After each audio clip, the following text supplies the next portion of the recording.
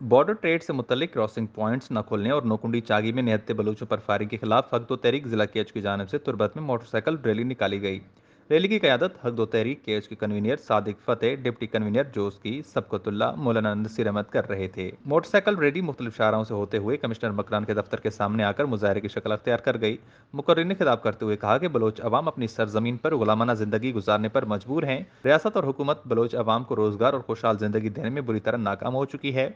Bloch कई सालों से ईरान से तेल और खुर्दनोश की अशिया लाकर निजी कारोबार करके बच्चों को 2 वक्त की रोटी और अच्छी तालीम देने की कोशिश कर रहे हैं, लेकिन रियासत और हुकूमत हट दर्मी का मुजाहरा करके मुख्तलिफ हीले बहानों से रियासत और फोर्सेस के खिलाफ उकसा रहे हैं।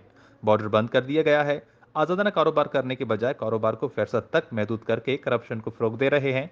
दूसरी तरफ नोकुंडी और चागी में जुल्म और बर्बरियत इसी बलोच दुश्मन पॉलिसी का तसलसल है। अगर दश्तों किरेबंद समेत दीगर पॉइंट पर शनाख्ती कार्ड की बुनियाद पर कारोबार करने नहीं दिया गया तो एहतजाज और धरना जारी रहेगा।